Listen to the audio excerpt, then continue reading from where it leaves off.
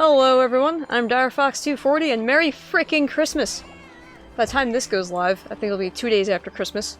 I hope y'all got good presents. Or at least the things you wanted or needed. Preferably the things you needed, really. I too got a present, but I will talk more on that a wee bit later. So Topaz apparently needs a upgrade in armor. So I'm giving him the full Agnactor set because I like it. No other particular reason. Oh my god, we look like another frickin' circus. Well. We got a couple of request quests. So I'm gonna do those. I don't know what a monster would actually want for Christmas. Besides, like, food. Tigrex seems the type who would appreciate just a good, like, honey roast or something. There's one thing I know he wouldn't appreciate, and that's fruitcake. Nobody frickin' likes fruitcake. I mean, sometimes some people actually would half believe that a legitimate fruitcake could eat meat. I mean, I'm of the opinion that literal fruitcake is badness. Yeah. And should never be regifted, quote Paul Harrell.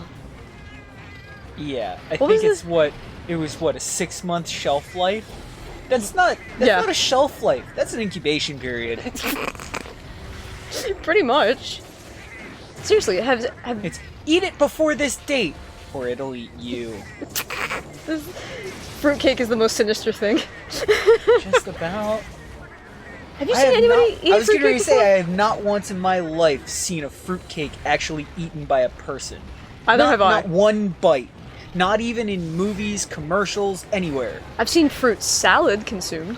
I've eaten fruit salad. Well, yeah. I mean, fruit salad is nice. I know Khezu doesn't guarantee a snow area because he can also be in marshland. But it's also freaking Khezu, so... Are you laughing over the potential puns of marshland? No, Khezu in a snow area. Because it's all white? No, because it's a snow area, and his joke. Oh, yeah. I wonder if you're more likely to get a small crown that way. How hilarious would that be if that were true, though? Small crown Khezu more likely in snow regions? Because of, how to put this? I guess just shrinkage. We'll just call it that. I suppose if the new, quote-unquote, Rise map of the, what the hell was it called? The Flooded Forest, I believe. And if that was introduced in 3, I would like to assume that we're getting Lagiacrus. It only seems appropriate. Oh, ow. I just realized a lot of people have been playing GU as of late, so that way they can play a Monster Hunter game without the Clutch Claw in order to prepare for Rise. Yeah. But unfortunately, the weapons and the combat is all styled around world mechanics. So I found myself thinking the other day, like, I should really practice the weapons in World to get used to the ones in Rise. And I'm just like, that thought really saddens me. Let's see. Can I break your little crystals before you die?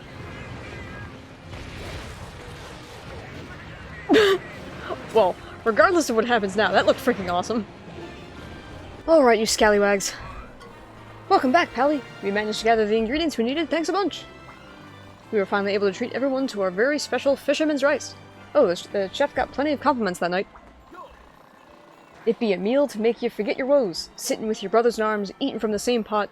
Don't it make you want to sing? Oh no. When work be hard and times be tough, you know just what to do, boys. When skies be dark and seas be rough, just give me the white and blue, boys. White the rice and blue the sea, blue the skies and white the beans. Pay the price and lay the feast, it's the white and blue for me. Assuming that was supposed to be sung in the Pirate's Life for Me tune, but I don't sing very well. When work be hard and times be tough, you know just what to do, boys. Stoke the fire, boil the pot, and give me the white and blue. Hey! You know, matey, I think I might just be used to this flying bucket of bolts. Looks like Lexler and the crew are getting along well. That's nice to see. I can't help but think it must be down to you. Me? Why? I'm sorry that there's no fisherman's rice left. You missed something very special. I suppose you could take some raw fish? It's traditional seafare. It's an armor fish morsel. It's a famous delicacy in Moga Village, I'll have you know, Pally. It's a bit of an acquired taste for sure, but once you acquire it, it's like nothing else. You can't make fisherman's rice without it. Sent it along to the bistro. Awesome. So now I should have not very many left, actually. We are gonna go ahead and proc the next couple of key quests.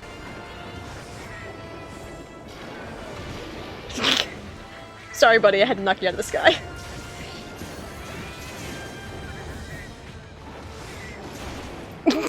Man, he was so offended he left. Alright. What? Why is he asleep? Death. Maybe I'm so confused. I'm almost hesitant to hit him because he's freaking adorable, but I need to murder him. On a side note, I kind of wonder if I procced sleep with my weapon while he was taking off, so the first thing that he did when he landed was fall asleep. I wonder if that's what happened. And the game was just like, I don't know what to do. Sortorian lad! Thanks for helping us rescue the Academy researchers. Apparently they were chasing after Valstrax after it flew off from Kokoto, so thanks to them we know where it is. They told us Valstrax is lurking at the peak of the ruined pinnacle. I was just there! They say the peak is so high it practically scrapes the roof of the sky itself, which sounds picturesque, but it means not even we can fly up there. I suppose you could climb up there, but you'd be on your own. No, we're all in this together, as it has been for this whole Valstrax chase.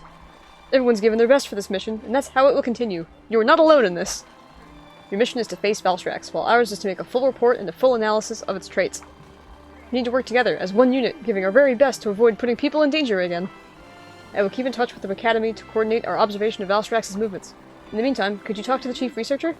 He knows a lot about airships, so he might be able to help out with the Soratorium improvements. I'm sure he knows a way to get this ship up there. Ah, Deputy, I trust you have some interesting news to share. The adventurer wants to take the Soratorium to the top of the ruined pinnacle? Intriguing. No doubt he expects you to take down Valstrax for the sake of research. That and his pride won't let him back down. Ah, excuse me, I was merely stating that the adventurer has very much matured over the course of our journey. I suppose. Until recently, he was never really very good at making friends, you see. Is that... in the background there, is that a Korapeko? I don't know, but I just now noticed it and I had to say something about it. Anyway, What? it's a monster that you haven't met yet. Okay. It mimics the roars of other monsters to call them in to help him in battle, and he can and will call Devil Joe. Oh. Yeah, he's that kind of bastard. Until recently, he was never really very good at making friends, you see. Hard to believe, isn't it? If I'd met him now, I wouldn't have believed it either. No, I'd still believe it. I suppose that after they recognized him for his talent, he was desperate to leave a good impression. That still didn't make him any friends. Not until you came along, that is. You really mean the world to him, you know? Well, you can't not like Katos. I suppose. I do revel on, don't I? Onwards and upwards, was it? Well, never fear. There is a way to get up there. You're familiar with Barioth, yes? The Academy has just sent a request to dispatch one at the frozen seaway. If we could use its shell, hide, and fangs to reinforce the ship, we might just stand a chance. Wait, why the fangs? This isn't Frostfang Barioth we're talking about. You may choose to hunt it if you so desire. The Academy will then deliver the necessary materials.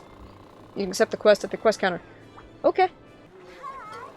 Ahoy there, Hunter! A quest came in from Mr. Brainbox himself. Sorry, I mean the chief researcher. Well, he is a regular brainiac. If you'd be so kind enough to hunt us a Barioth, we'll be able to upgrade the ship and get to the ruined pinnacle. Valstrax is like right there. You can almost reach out and touch him. Not that you'd want to. I mean, I guess technically I will be soon anyway. Maybe regard him from a comfortable distance. Yeah, I like the sound of that. Alright. Barioth. Oh no, there's more. Oh, another gore. Okay. No big deal. Barioth! Hello! What the hell did I just dodge there? Footstep? Question mark? I don't know. Oh god. Kato versus Kato! I mean, we fought other cats. I don't know, Barioth's in a really weird place in the frickin' monster roster. Because he's got the same skeleton as Nargacuga and Tigrex. but he's normally regarded as the inferior of the three. At least we're fighting a snow monster during Christmas this time. Hey, last time we fought a freaking fire lizard in a volcano during a blizzard, and now we're fighting Barioth during Christmas. So what's the Christmas movie list this year? Polar Polar Express, Die Hard 1 and 2. That seems about appropriate. We still need to get our hands on Home Alone 1 and 2. Yeah. Because those are Christmas movies. Yep. And yes, Die Hard is a Christmas movie because it takes place during Christmas. At least Die Hard 1 and 2. Yeah. What was that meme we saw the other day? Frickin' Bruce Willis holding up like a sweater that said Nakatomi Tower and the year. I forget. Something like that. It was a Nakatomi Tower reference on a shirt or a sweater. Pretty sure it was like a red sweater. It was definitely like a red Christmas sweater. Mm-hmm.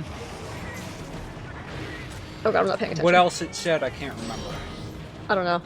I'm pretty sure it was a picture of the tower and whatnot, but... Yeah, it's the saying that matters. I don't know if I had a exact saying on wording. it. Oh yeah, of course. I pissed him off. Barioth, I don't know what you would want for Christmas. I mean, you could have asked for a variant, but you got one in Iceborne. Oh no, you had one before that. You had Sand Barioth. I forgot about that. Actually, I really like the look of Sand Barioth because he's all, well, like copper colored instead. And orange and whatnot. Not to say that the Ice Sabertooth isn't great, it's just, you know. Oh! Jumpy boy! I do like that you have to break his wing arms in order to slow him down. Mm-hmm. So apparently he loses grip on the ice after you break them. Huh. And his tail is so freakishly long. I've been wondering, his tail has got to be longer than Nargacuga and Tigrex's, doesn't it? Well, it doesn't have to be. It doesn't have to be, but I'm pretty confident it is. Like, look at that sucker. As it clips into the ground. Damn it, man. Oh well. But yeah, on a really crappy segue notice, speaking of Christmas presents, woe is me, I no longer have a dumb phone. I can't even say that I have a dumb phone anymore, it makes me sad. I know that's really weird to most people, but I've had a dumb phone for my, well, I guess entire existence. And now I have to deal with this iPhone thing. Every time I look at it, I'm just tempted to snap it in half. But it was a Christmas present, so I can't really argue, I guess. And they were shutting down the service on my old phone.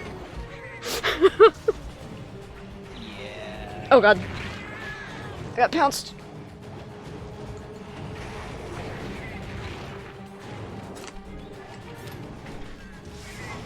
Like, I'm sure everybody's gotten Christmas presents that they've just been like, really?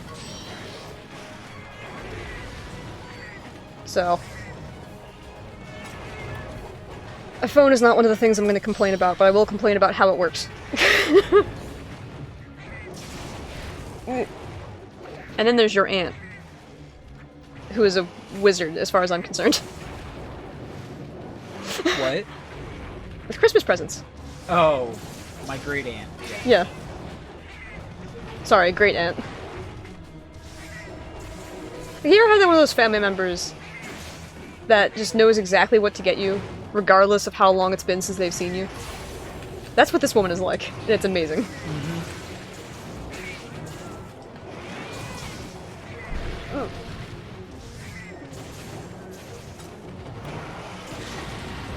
But in all seriousness, I do hope that the Christmas season has seen everybody well, despite the goings-on in the world. Oy. Yeah, I guess to explain the smartphone thing a little more, I'm the type of person where I appreciate technology, but the less of it in my life, generally the happier I am. Sort of. Minus video games, I guess. I guess it's more the less social media in my life, the happier I am. More accurately. And having a dumb phone was just like, oh, I don't have to constantly check my emails or Facebook or any of that nonsense. It's just, it tells the time, it makes phone calls, it sends text messages, that's it. It frees up time for other things, damn it. Mm-hmm.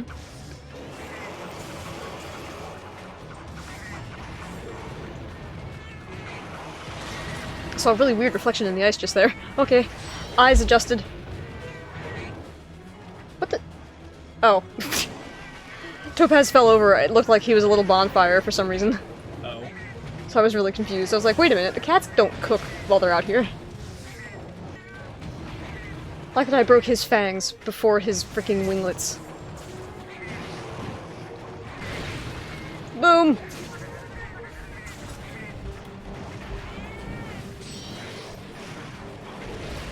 Although, to be fair, he gave me quite a bit of hell in Iceborne. Like, I don't know what exactly they changed, because the moveset looks largely similar. I struggled with him really hard. Something tells me they made him faster, actually. In Iceborne? Yeah. Yeah, probably. Because everything seemed a little bit faster due to how fluid the combat was. Actually, come to think of it, hunters essentially kill monsters for money and food. Mm-hmm. Oh, Jesus. Like, the money thing makes sense, but, like, the food thing is just... It makes me giggle, because they're like, oh, make sure you eat a meal every time you go out, and I know there's the status buffs and obviously the game mechanics behind it. Oh, he's just sheep again. Should I bomb him, or... No, I'm gonna throw the boomerang at him again.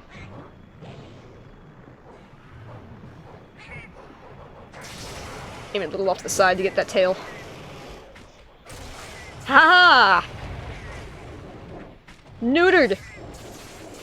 Seriously, Barioth's tail is one of the most annoying tails in Monster Hunter. Oh god. In my opinion. He always does the little, like, swooshy, slappy thing with it. And gets me every time I'm not expecting it.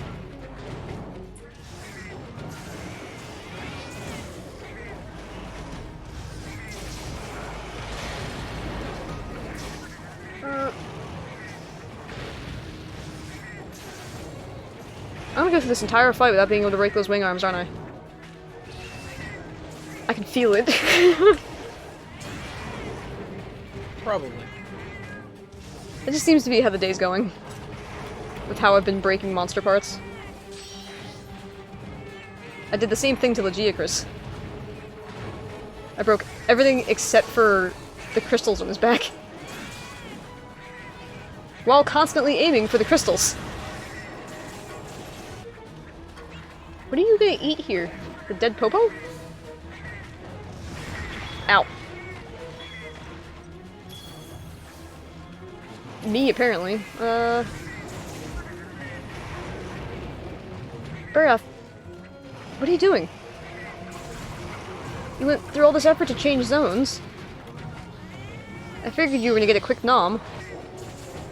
I've been realizing he's been essentially facing, or he's been facing away from me like 90% of the fight. Come on, I need to get a good picture of you while you're not slobbering and drooling, although I broke your fangs really early, so... Whoops.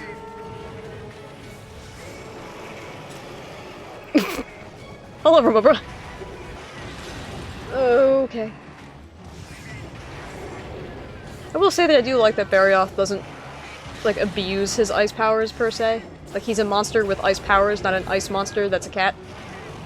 If that makes any sort of sense.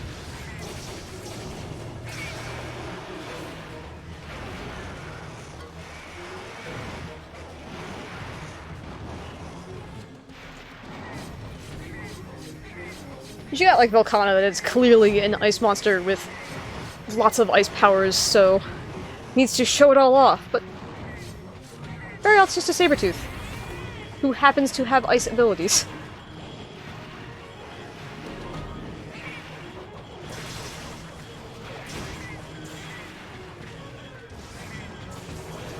I guess I could have thrown that at your wing arm. Like a smart person.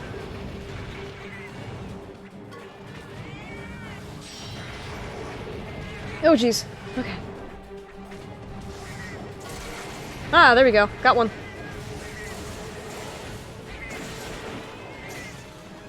Although admittedly, I thought he was going to be a little harder than this.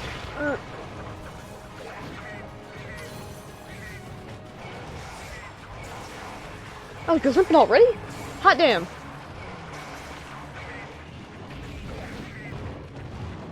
He might die before I get to show off how the broken wing arm affects him. I am Snowball. I know in, I believe, World and Iceborne, his side thrusty thing, his shoulder check, he staggers a little bit if one of his wing arms is broken. Or while he's tired. Oh god.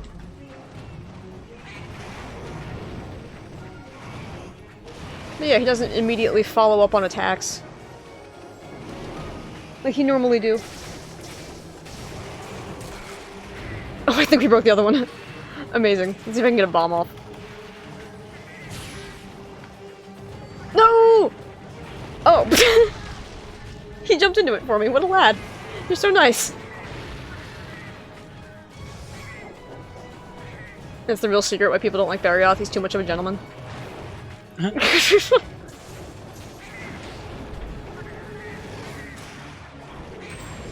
Although, I would hazard to guess say it's probably not true. You're a bit of a tricky boy.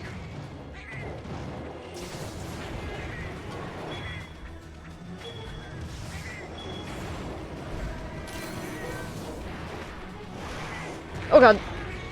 Ow.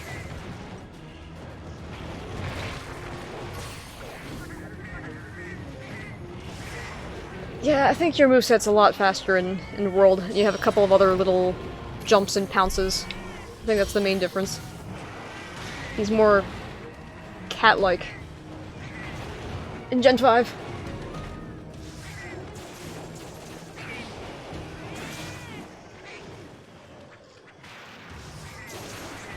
Oh, he's asleep again.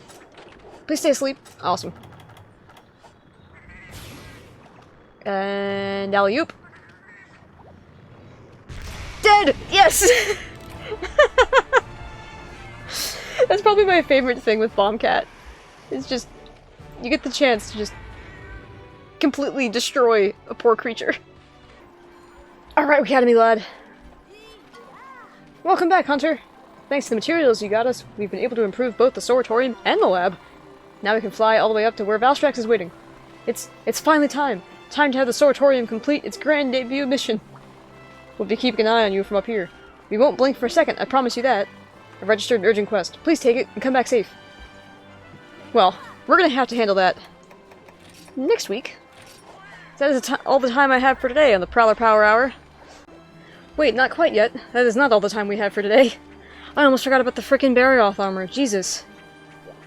Can't forget that tradition, can we? Let me see... Katzen Funzel. Oh, that's the Gormagala. Derp. Barioth knife. There we go.